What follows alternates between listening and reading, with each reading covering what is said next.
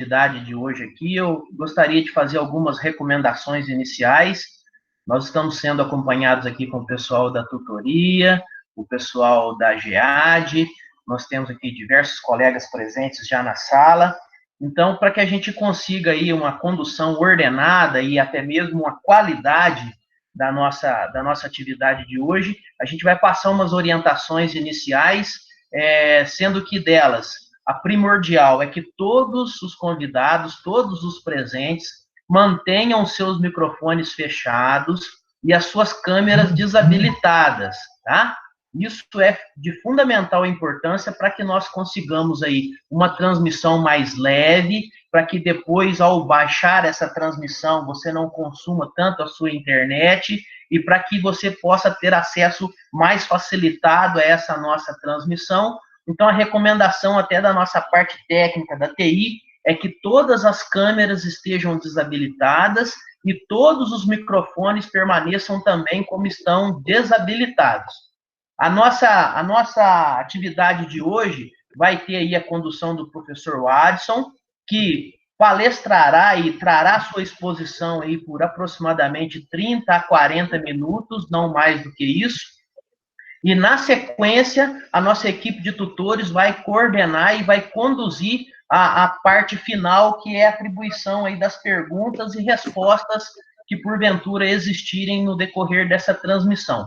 Tá? Então, em nome do Grupo Unis, professor Dimas aqui, que é o coordenador do curso de Ciências Contábeis, agradeço muito a participação de vocês, agradeço a disponibilidade para numa tarde, início de noite de quarta-feira, às 17 horas, todos aqui presentes, iniciamos aqui a nossa transmissão com 45 colegas, e creio eu que até o final dessa a gente vai ter um número maior do que isso. Tá? Então, reiterando, é uma satisfação muito grande, em nome do Grupo Uni, estar com vocês aqui na nossa 8ª semana da EAD.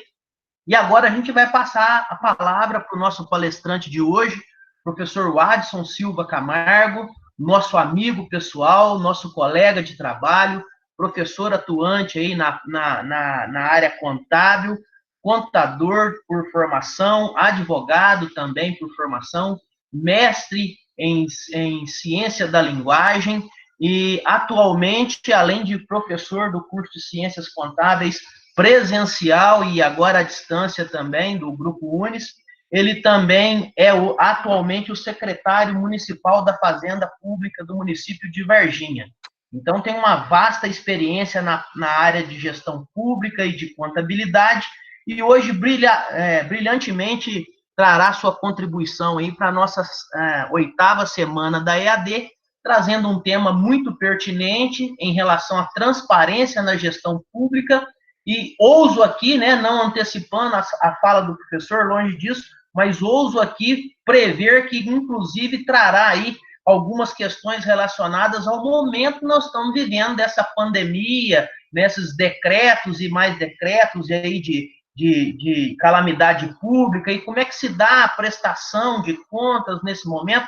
Estou aqui já atravessando a fala do professor, mas creio eu que isso tudo vai corroborar muito com o nosso anseio atual relacionado à nossa tão famosa transparência pública, na gestão pública, né? Então, professor, sem mais delongas, a palavra é sua, estamos aqui atentos às suas recomendações, e pode nos acionar assim que for necessário, tá bom? Boa tarde. Ok, boa tarde. Eu só gostaria de saber se vocês estão me ouvindo bem. Sim, tá tudo certo, pode falar. Ok.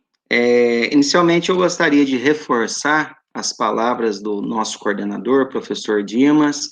Uma boa tarde a todos, obrigado pela presença de vocês, sintam-se cumprimentados.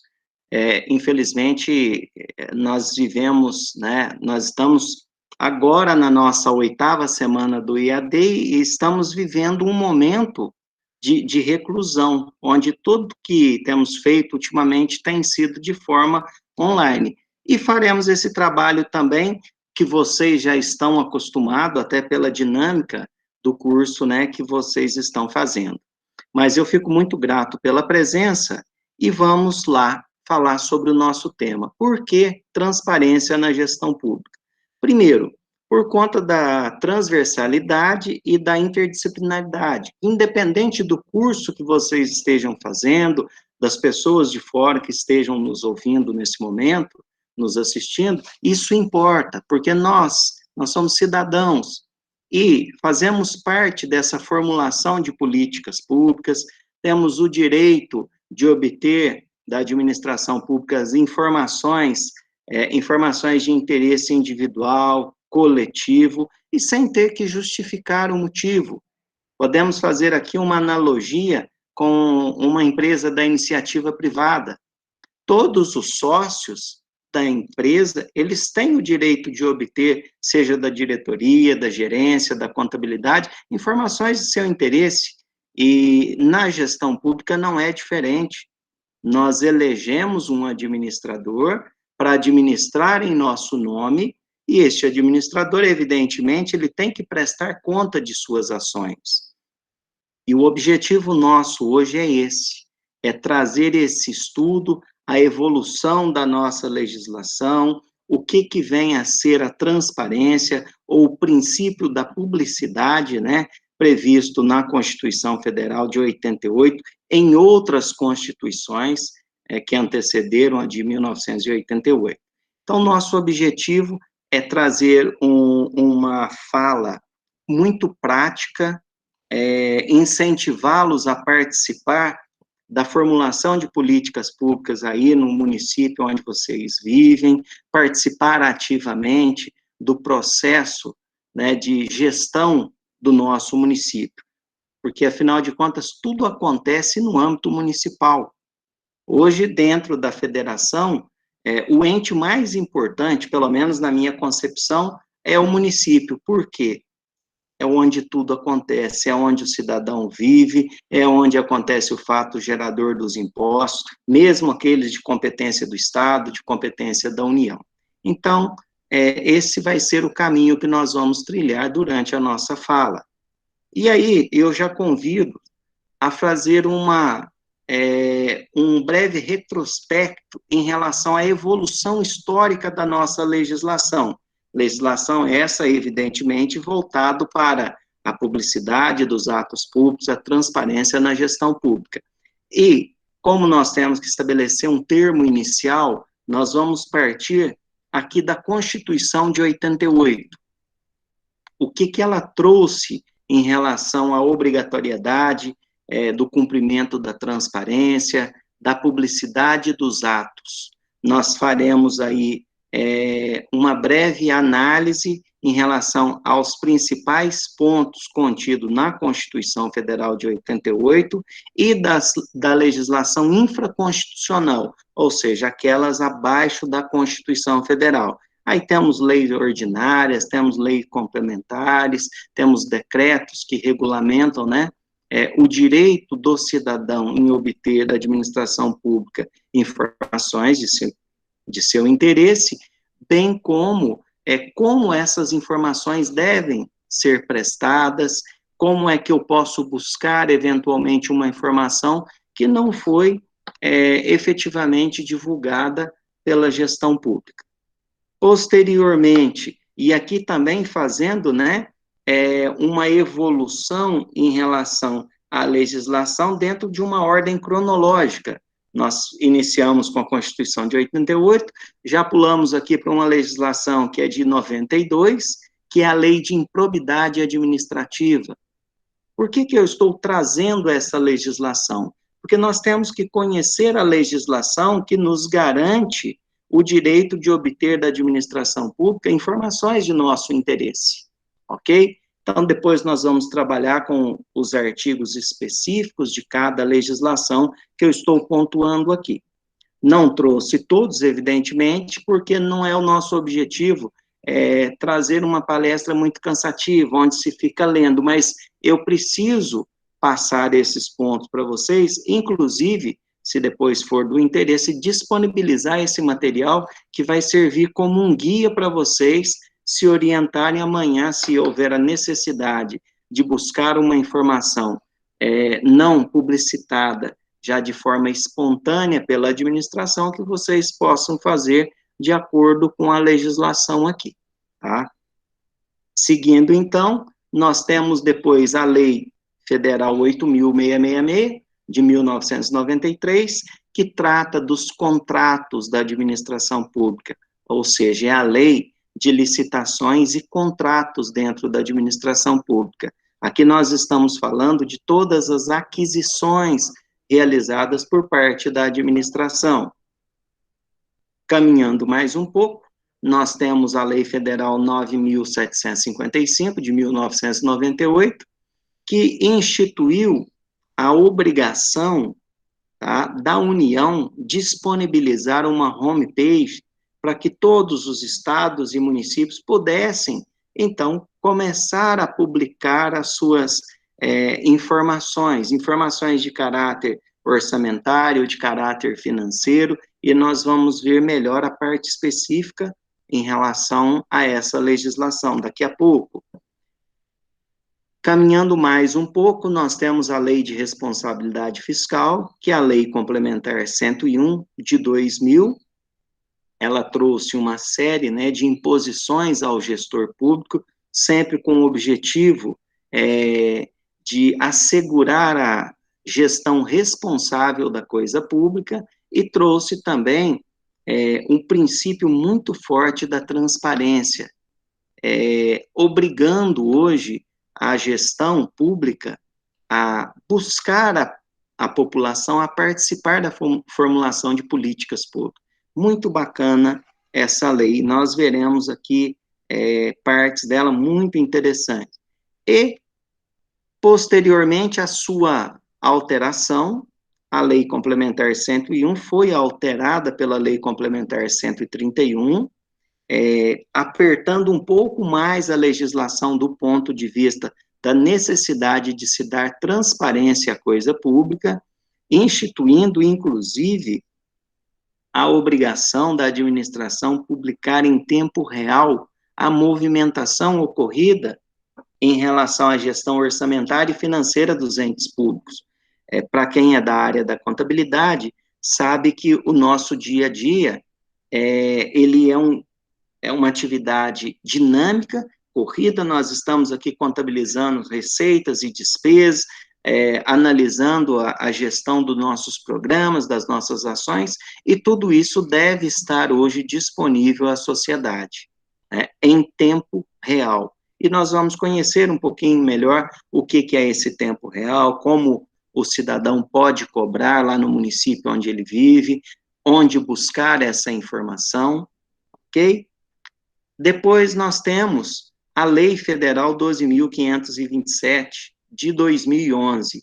Esta é a lei do momento, tá? Essa é a legislação mais contemporânea que nós temos em relação à publicidade e ao princípio da transparência.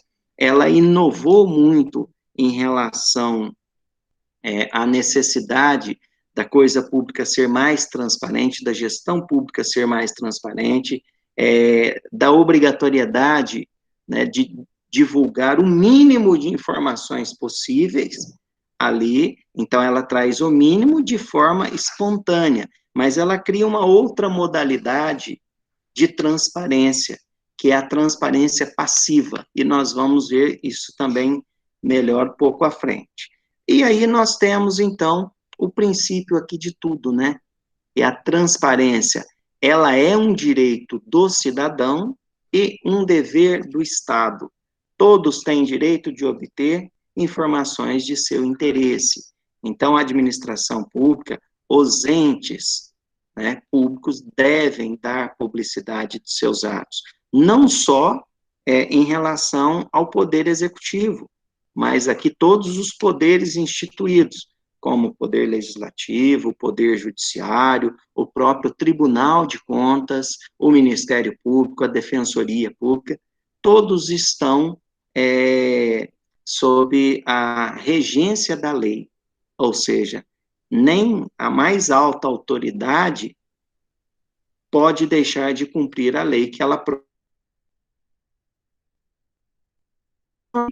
o princípio da publicidade, ele serve, na verdade, para atender duas funções básicas dentro do nosso sistema. A primeira é dar publicidade dos atos, porque é somente após a publicidade que os administrados estão obrigados a observar a norma editada. Um exemplo clássico aqui é a vigência de uma lei. O cidadão ele só está obrigado ao cumprimento daquela lei após a sua devida publicação, porque o ato de publicar é o ato de dar conhecimento da existência da lei. E em segundo plano, né, e não menos importante, vem a obrigação da transparência, porque só por meio da divulgação de informações tempestivas, fidedignas, que nós podemos exercer o controle social do ato administrativo. Nós vamos conhecer um pouquinho também sobre controle na administração pública, como é que se dá o controle, lembrando que a administração pública, ela é detentora de direitos e obrigações dentro do nosso plano, e todos esses direitos, eles pertencem aos cidadãos, né, daquela região.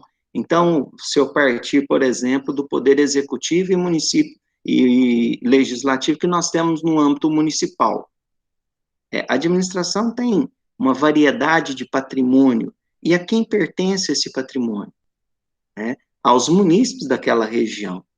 Afinal de contas, todos foram adquiridos por meio das contribuições sistemáticas que cada cidadão faz, independentemente da esfera de governo para que ele está contribuindo, seja impostos federais, do estado de Minas, do próprio município onde você vive, porque o município ele tem uma participação na arrecadação do estado e da União. Princípio da publicidade na Constituição Federal. Esse princípio, ele está lá no artigo 37. O artigo 37, ele traz os princípios que regem a administração pública. Ele diz que a administração pública está obrigada a fornecer as informações constantes de seus bancos de dados, constante de seus processos administrativos, de contratação de pessoas, de aquisição de bens e produtos, assim como todos os serviços contratados pela administração, seja com pessoa física, com pessoa jurídica. E este fato está aqui, justamente no caput do artigo 37. Eu até destaquei ali, o princípio da publicidade. Todos os atos da administração devem ser públicos, porque pública é a administração que o pratica. A regra é a publicidade, a transparência, e a exceção é o sigilo, tá? E nós temos que tomar muito cuidado, porque essa publicidade, ela deve ter um caráter educativo, informativo, de orientação, não podendo ali o gestor público fazer uso dessa publicidade para promoção própria, ok? Agora, eu vou trazer aqui alguns artigos que nós vamos fazer uma leitura muito rápida, para que vocês tenham conhecimento da legislação constitucional em relação à necessidade de se dar transparência, de se publicar tudo aquilo que acontece dentro do âmbito administrativo, gerencial dos órgãos públicos. Começando pelo artigo 162, olha, a União, os estados, o Distrito Federal e os municípios divulgarão até o último dia do mês subsequente da arrecadação os montantes de cada um dos tributos arrecadados, recursos recebidos, os valores de origem tributárias entregues e a entregar e a expressão numérica dos critérios de rateio. Aqui, esse artigo está relacionado à participação que o município tem na Receita do Estado, na Receita da União. Vamos ver outro aqui, artigo 165. Poder público, o Poder Executivo publicará até 30 dias após o encerramento de cada bimestre relatório resumido da execução orçamentária. Esse relatório resumido, ele traz todas as ações né, efetivadas pela administração pública, os investimentos segregados em função de governo, quanto que foi investido na área da saúde, da educação, emprego, segurança pública, esporte, lazer, cultura, dentre as demais funções de governo que nós temos. Dando sequência, cabem à administração pública, na forma da lei, a gestão da documentação governamental, as providências para franquear a sua consulta quanto delas necessitarem. Então, veja bem, artigo 216, parágrafo 2º. E eu teria N outros dispositivos constitucionais para trazer para vocês e demonstrar que hoje a publicidade é a regra, a transparência é a regra, sendo a exceção o sigilo. Por quê? Existem situações que a própria lei prevê a necessidade de sigilo, e vou trazer também esse dispositivo para vocês, que está aqui no artigo 5º, inciso 33, que inclusive aquela lei que eu demonstrei lá atrás, que eu disse a vocês que é a mais contemporânea que nós temos hoje, a lei que foi intitulada de Lei de Acesso à Informação, que é a 12.527, ela veio simplesmente regulamentar um único inciso da Constituição Federal, que é o inciso 33 do artigo 5º, Constituição Federal de 1988. A Lei de Acesso à Informação, ela é de 2011. Então, olha quantos anos, tá, da promulgação da Constituição Federal até a edição da lei. Então, nós temos aqui, todos têm direito a receber dos órgãos públicos informações de seu interesse particular ou de interesse coletivo ou geral, que serão prestados na forma da lei, sob pena de responsabilidade, ressalvada aquela cujo sigilo seja imprescindível à segurança da sociedade e do Estado. Então, a própria Constituição já traz no seu bojo aquelas informações que devem ser exceção, ou seja, aquelas que não estarão disponíveis, pelo menos por um período, à sociedade. Por quê? Por conta da segurança da própria sociedade e do Estado. Continuando aqui, a lei só poderá restringir a publicidade dos atos processuais quando a defesa da intimidade ou do interesse social o exigirem. Onde é que está isso? O artigo 5º, inciso 60 da Constituição. Ou seja, todos os atos processuais, eles são públicos. Então, eu quero participar de uma audiência pública lá na vara do trabalho, quero participar de uma audiência na vara civil, na vara da fazenda pública. Tem que ser franqueado a minha presença lá. Eu posso ter acesso, porque o princípio é a publicidade dos atos públicos, porém, dos atos processuais. Porém, existem situações ali que deve ser resguardada por conta da intimidade. Aqueles processos que correm em segredo de justiça. Continuando, a lei disciplinará as formas de participação do usuário na administração direta e indireta, regulando especialmente o acesso dos usuários a registros administrativos e a informações sobre atos de governo, observado o disposto no artigo 5º. Mais aqui um dispositivo constitucional que nos franqueia aqui o acesso, né, a essas informações que estão de posse da administração pública. Nós temos uma lei recente também, a de 2017, que fala sobre as ouvidorias, tá? Não está tão relacionado à questão da publicidade e transparência, mas é uma forma também de você se manifestar. Então, nós temos que trabalhar com essas duas legislações aqui em conjunto. Por quê? Primeiro, eu tenho que obter informações para depois poder exercer o controle social. Sem informações, como é que eu posso fiscalizar? É isso? Depois, aqui nós temos já a legislação infraconstitucional, ou seja, dentro da hierarquia das leis, essa legislação ela está abaixo. Nós temos a Constituição Federal, as emendas à Constituição, lei complementar, lei delegadas, e aí lei ordinárias, e aí vem descendo. Então, nós temos aqui a lei de improbidade administrativa, que diz lá no inciso 4, né, do artigo 11, o seguinte: constitui ato de improbidade administrativa que atenta contra os princípios da administração pública qualquer ação ou omissão que viole os deveres de honestidade, imparcialidade, legalidade e lealdade às instituições, e notadamente o que? Negar publicidade aos atos oficiais. Ou seja, constitui improbidade administrativa os responsáveis, né, pela guarda da informação, se negarem, serão tipificados por esse dispositivo, responderão por improbidade por força da Lei 8.429.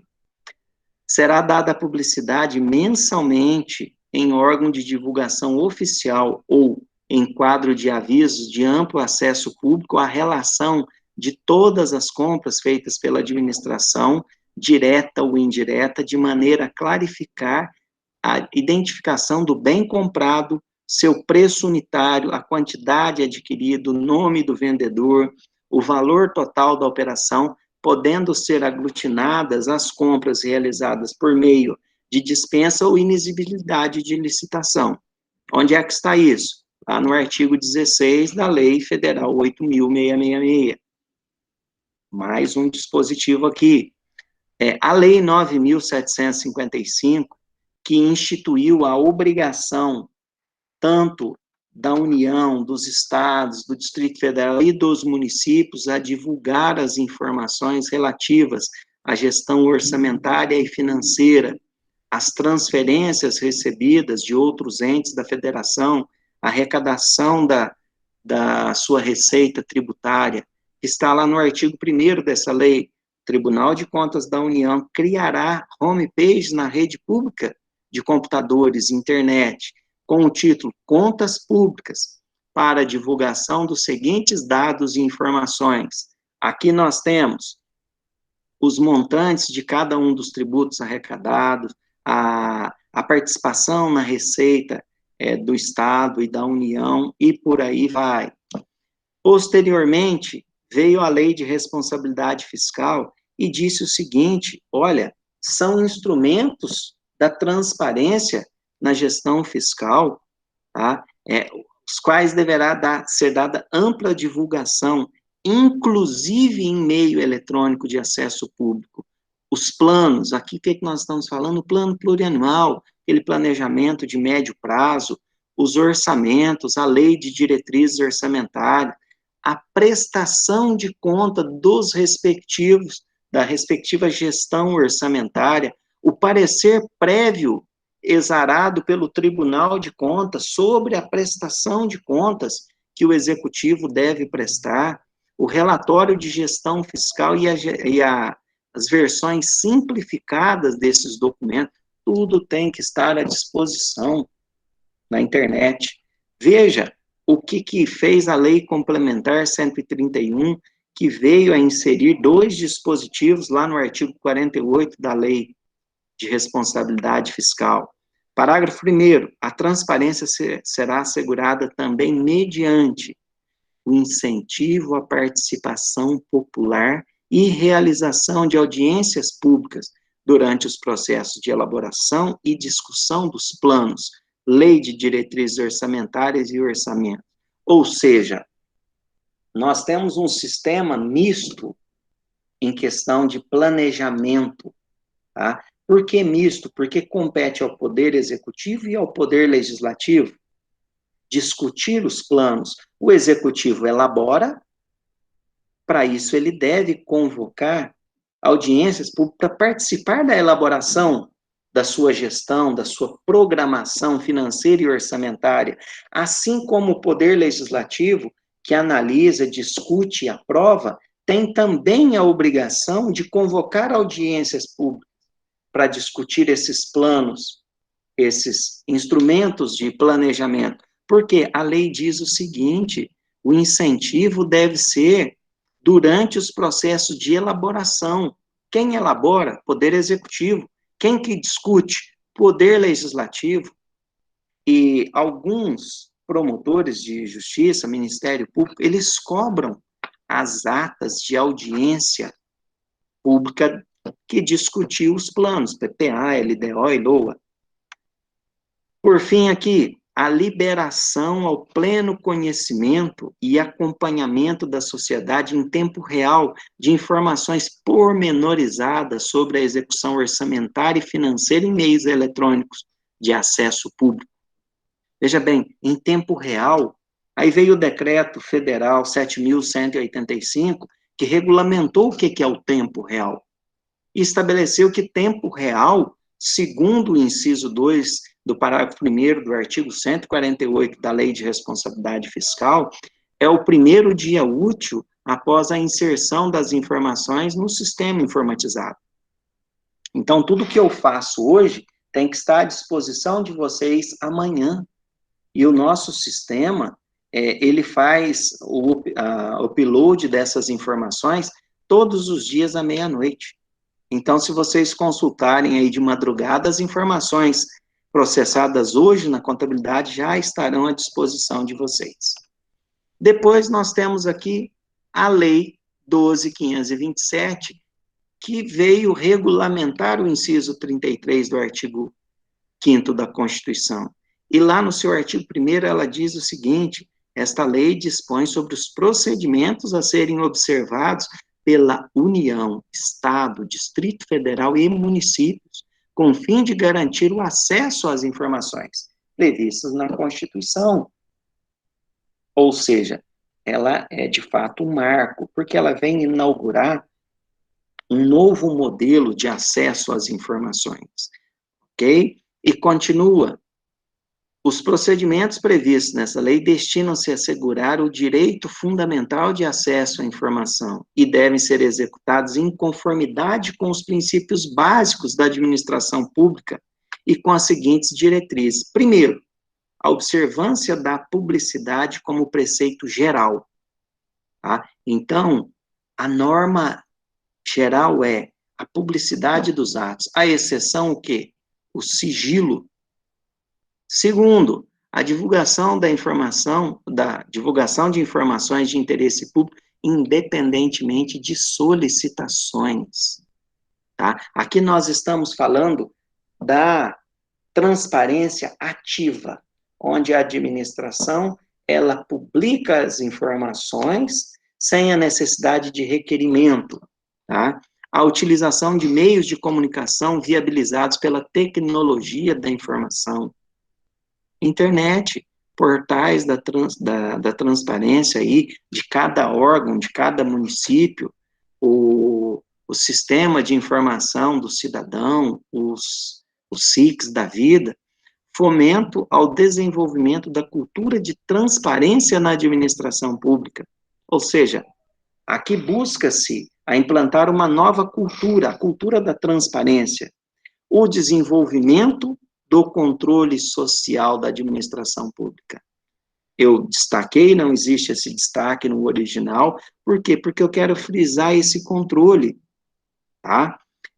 O acesso, então, à informação inaugurada por meio da Lei 12.527, cria-se, então, um novo modelo, a transparência ativa, onde a administração divulga as informações sem a necessidade de requerimento, porém, a lei traz ali o mínimo que deve ser publicado e as demais informações, estas deverão ser requeridas, solicitadas, e aí nós temos a transparência passiva, onde a administração, ela atende ao requerimento do cidadão dentro dos prazos estabelecidos pela lei, mediante solicitação. Por que isso é importante? Porque nós temos os tipos de controle, tá? E o controle social só pode ser exercido com eficiência se o cidadão tiver acesso a essa informação, tá certo? E aí nós temos aqui o controle externo, que é a cargo do Poder Legislativo, auxiliado pelos tribunais de contas, seja da União, seja dos estados. Temos aqui o controle interno, controle esse que é realizado pelo próprio ente, cada um institui um sistema de controle interno que funciona, se fizermos uma analogia à iniciativa privada, como auditoria interna nas empresas. E agora, o controle social, tá? A cargo do cidadão. Mas como é que nós vamos cobrar do cidadão a efetividade desse controle se ele não dispõe de informações? E aí veio o Tribunal de Contas do Estado de Minas Gerais, com o Ministério Público, uma brilhante iniciativa de disponibilizar essa ferramenta para o cidadão. Nós estamos falando aqui do Fiscalizando com o TCE, o Minas Transparente, onde o cidadão ele tem acesso a tudo o que acontece no seu município, no seu estado. Essa ferramenta, ela é direcionada, tá, ao estado de Minas Gerais. Então, nós podemos encontrar informações aqui relativas aos 853 municípios. E aí eu vou passar aqui para vocês, rapidamente, o que nós podemos encontrar lá. Disponibilizei aqui o endereço, tá? Então, nós temos, já no início da tela, nós temos informações ali relacionadas à educação, saúde, gasto com pessoal, receita versus despesa, orçamento. Por meio desse portal, é possível vocês baixarem os orçamentos em PDF, plano plurianual, lei de diretriz orçamentária, orçamento, as compras, os convênios, todos os demonstrativos da área contábil, balanço demonstrativo, parecer de controle interno, o índice de efetividade da gestão, isso é mensurado hoje pelo Tribunal de Contas, demonstrativos fiscais e dados abertos, né, que envolve outras informações como pagamento de pessoal, número de servidores, vencimento de cada um, remuneração de cada um e tudo mais. Trouxe aqui para vocês algumas telas, por exemplo, nós estamos falando aqui do município de Varginha, o exercício financeiro encerrado em 2019, aí aqui já traz, né, gasto mínimo, a administração, ela tem que investir no mínimo 15% nas ações públicas de saúde, 25% na educação. Então, o investimento do município foi, no ano de 2019, dos 15%, que é o mínimo, foi investido 31,2%, que com uma base de cálculo de 275 milhões. Na educação, o investimento foi da ordem de 26%, total investido 73 milhões. Despesa com pessoal, que também foi uma exigência da Lei de Responsabilidade Fiscal, criar um limite para a despesa de pessoal. Então, o limite máximo é de 60%, a nossa despesa consolidada foi de 36,2%, ou seja, quando se gasta menos com pessoal, mais recursos se tem para investir em outras ações. E um comparativo aqui da receita e da despesa também do exercício de 2019. A receita arrecadada ultrapassou aí R$500 bilhão, né? E a despesa 479 milhões, 565 milhões, então, de arrecadação, para uma despesa de 479, ok? Olha, pessoal, o nosso tempo não nos permite, eu tive que acelerar um pouquinho, espero que eu tenha contribuído aí com o conhecimento de vocês como cidadão, como participar da formulação de políticas públicas e, principalmente, como fiscalizar a aplicação do dinheiro público. Esse dinheiro, afinal de contas, ele nos pertence. Então, nós temos que zelar pela aplicação eficiente desse recurso. Só assim conseguiremos, então, efetivar a cidadania de fato. porque nesse sistema democrático que nós vivemos, a cidadania nos impõe, tá, direitos e obrigações. E dentre as obrigações, não são só aquelas de recolher impostos, mas nós temos também que cuidar e zelar pela boa aplicação do dinheiro público. Eu agradeço, estou à disposição para os questionamentos. Vou encerrando a minha fala por aqui, e uma boa tarde a todos. Nós que agradecemos, professora, a sua participação aqui na nossa 8ª semana da EAD. Para nós foi um motivo de muito orgulho, de muita alegria tê-lo conosco aqui nessa tarde e noite, dia 20 de maio. Então, em nome do Grupo Unis, gostaríamos de externar aí os nossos agradecimentos à sua pessoa, que tem sido um parceiro constante nosso aí. E agora a gente abre, o momento que a gente abre para as perguntas, né, Edson? Temos alguma pergunta aí, algum questionamento? Eu passo a palavra a você. Temos sim, professor. Primeiramente, agradecer a apresentação do professor aí. O conteúdo que ele passou aí para a gente foi muito rico, bastante informações. O pessoal vai usar muito aí. E agradecer também ao pessoal que nos assistiu em casa. Teve bastante elogios aí no chat. E eu tenho aqui algumas perguntas. Deixa eu passar uma aqui do Carlos, do Polo de São João del Rei. Temos uma caixa preta que é a seção de uma linha de ônibus intermunicipal, registrada no DER. O município é que gera esse contrato?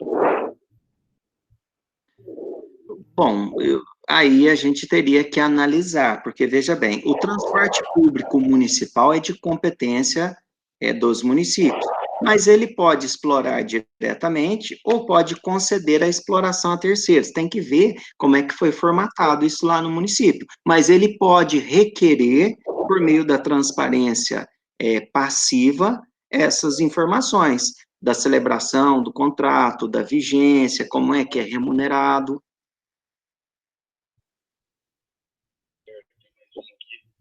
Thaís Fernandes pergunta: segundo a lei da transparência, a realização de audiências públicas no processo orçamentário é uma das formas de promover a transparência na gestão fiscal?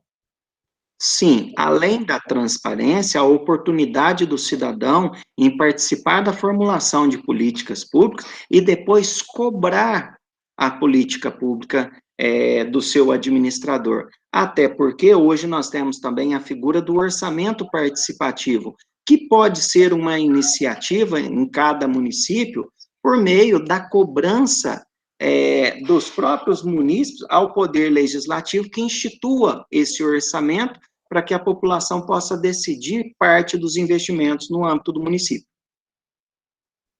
Pergunta aqui tá com o nome CR Caríssimo, se eu estiver errado, vocês me corrigem aí.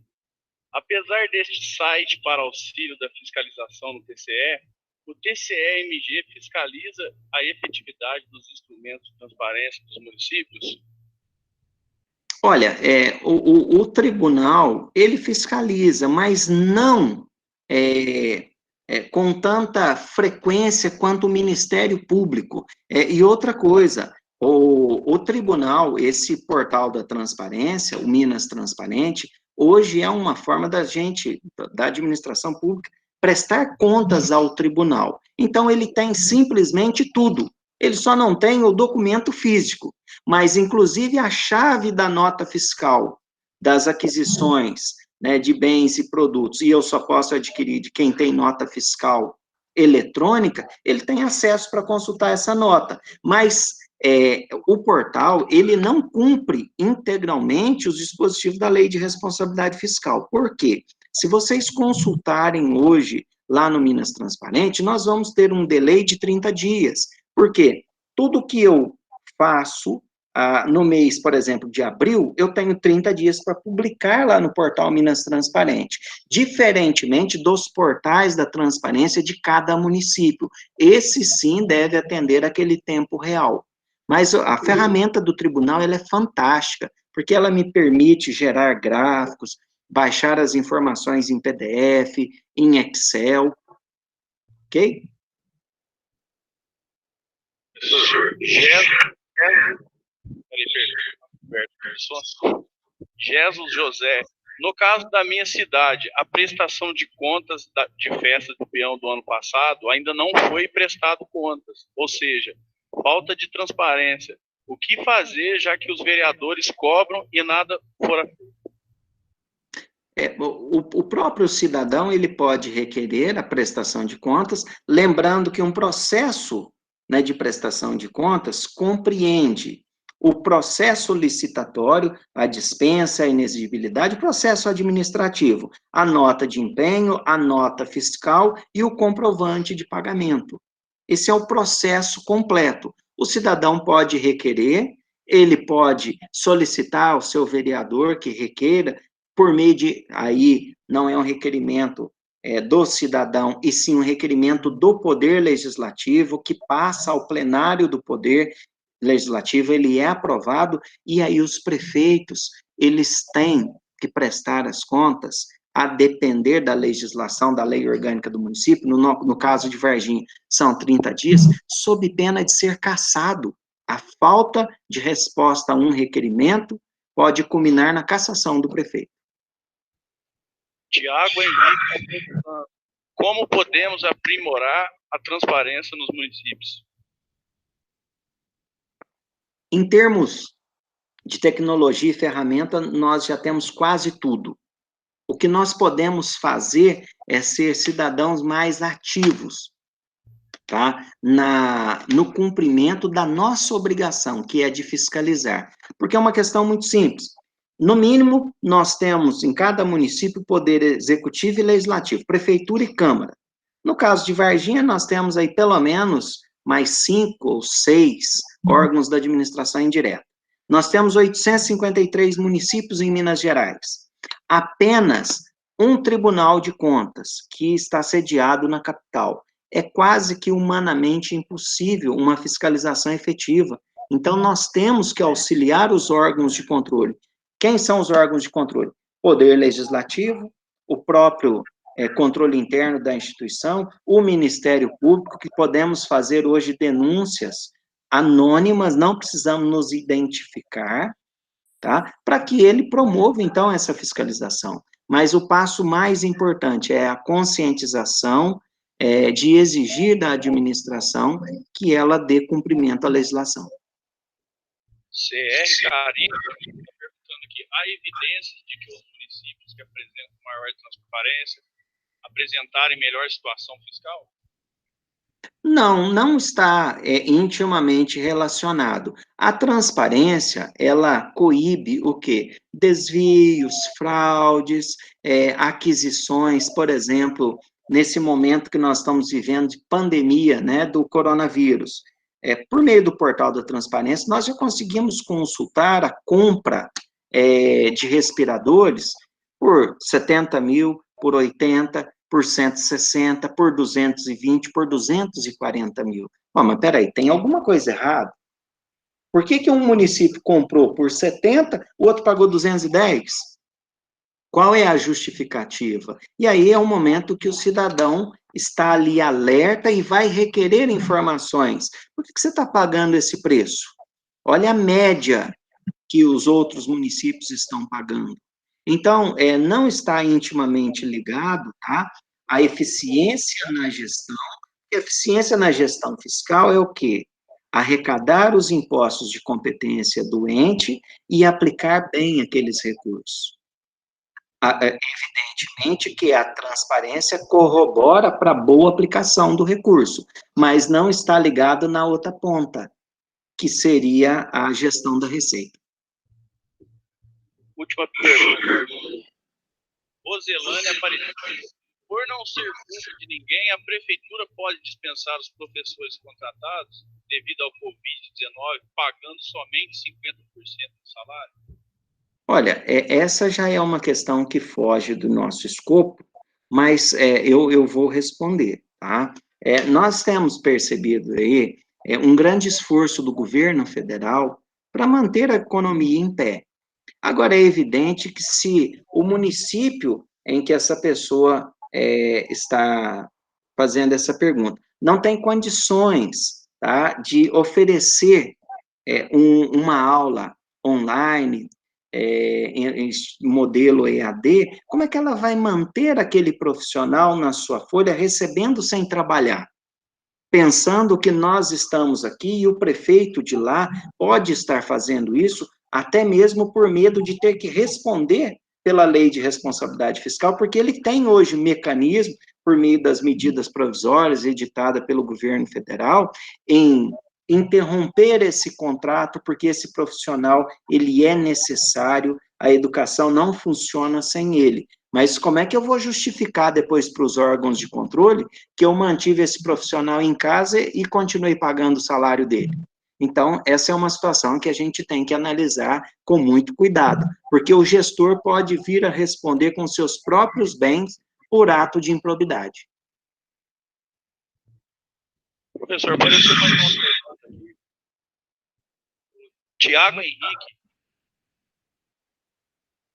Pois não.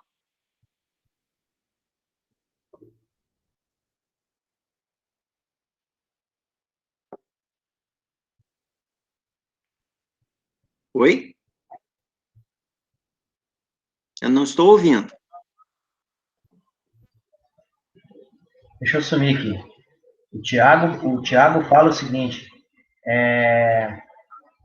as organizações da sociedade civil auxiliam nesse objetivo de fiscalizar as contas do município? Sim, nós temos várias entidades, né, de controle formada pelas organizações civis. Então, e é muito importante, tanto a organização da sociedade civil, tanto corrobora diretamente com a administração na prestação de serviços de interesse da administração, como outros que têm como característica a fiscalização da coisa pública.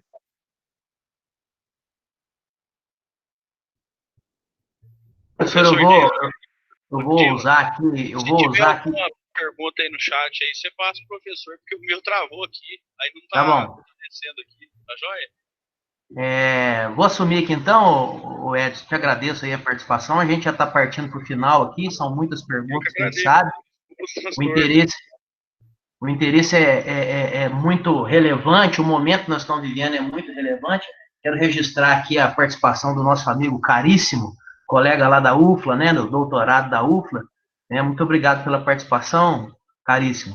Professor, eu vou usar, para a gente fechar aqui a nossa participação, eu vou usar e vou direcionar uma pergunta minha, uma curiosidade minha.